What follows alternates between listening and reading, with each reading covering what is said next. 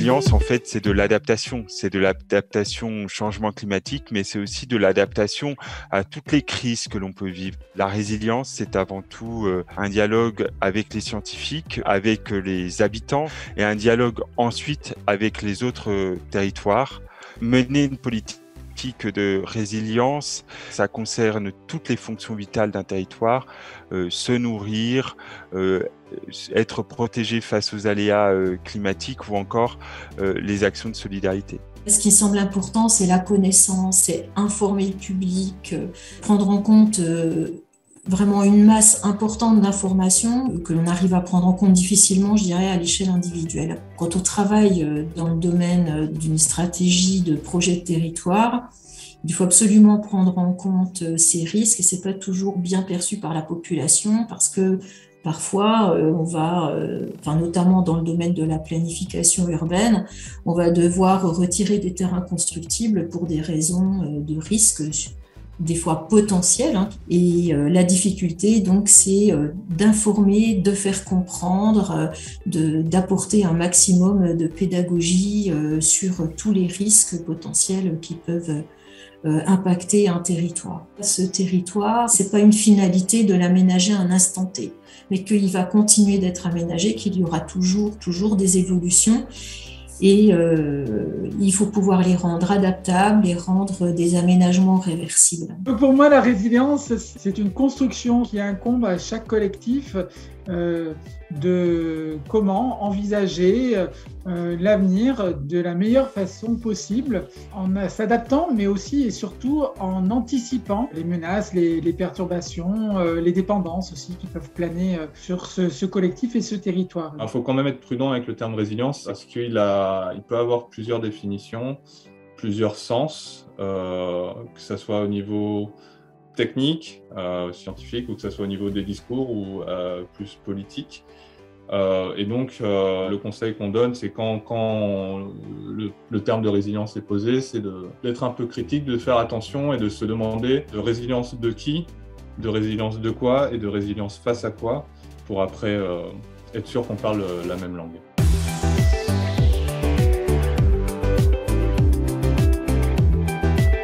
L'enjeu, et je crois que c'est ça que je retiendrai, c'est qu'on avait tous une appropriation à travers le changement. Je résumerais que la résilience, pour tous les intervenants, c'était un mouvement vers une autre société. Et après, chaque territoire, chaque entité se l'approprie de manière différente. Ce que j'ai trouvé vraiment intéressant, c'est la diversité des approches, des professions. Et donc, ça fait vraiment avancer la réflexion. Et il y a quelqu'un qui a approché ça en disant mais moi, la résilience, mon échelle, c'est l'action. Et effectivement, d'avoir des expérimentations avec la population, avec les élus, et de se rendre compte de ce que c'est que de créer un aménagement ou d'avoir une action qui mène à la résilience d'un territoire, ça a beaucoup plus d'impact que beaucoup de discours. Quand on envisage la résilience territoriale, la participation citoyenne me semble un prérequis indispensable. Et parallèlement, ça veut dire aussi utiliser un vocabulaire accessible à tous. C'est-à-dire que même le terme de résilience territoriale, le citoyen lambda qui est pris dans son quotidien, la résilience territoriale, il ne sait pas vraiment ce que c'est. Donc, moi, je préfère parler d'adaptabilité, de vulnérabilité au changement climatique, plutôt que de parler de résilience territoriale.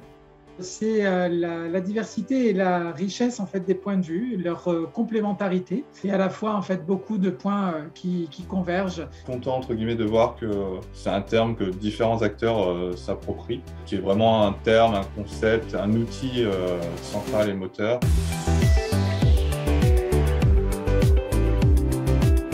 Ce que je retiens vraiment, c'est le besoin d'échanger avec des personnes qui sont dans des structures complètement différentes, avec une diversité de professionnels, avec des acteurs de la société, essayer de mutualiser, d'avoir des retours d'expérience, de comprendre en fait que beaucoup de choses sont possibles dans le cadre de l'adaptation des territoires au changement climatique. On est à un tournant puisque La résilience, ça suscite un intérêt, une curiosité.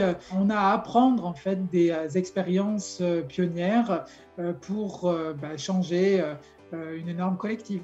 Je retiens de manière assez enthousiaste que le concept résilience, il fait se poser des questions, et ça, donc, je trouve ça relativement sain, et amène vraiment la question de qu'est-ce qu'on peut faire au mieux face à l'énormité des enjeux. L'enjeu, c'est de ne pas tout attendre de la résilience, mais bien de dire comment nous mettons ce concept, ce mouvement au service de la transformation des modes de vie de nos habitants pour, au final, nous permettre de vivre mieux tout en faisant face aux aléas de notre siècle.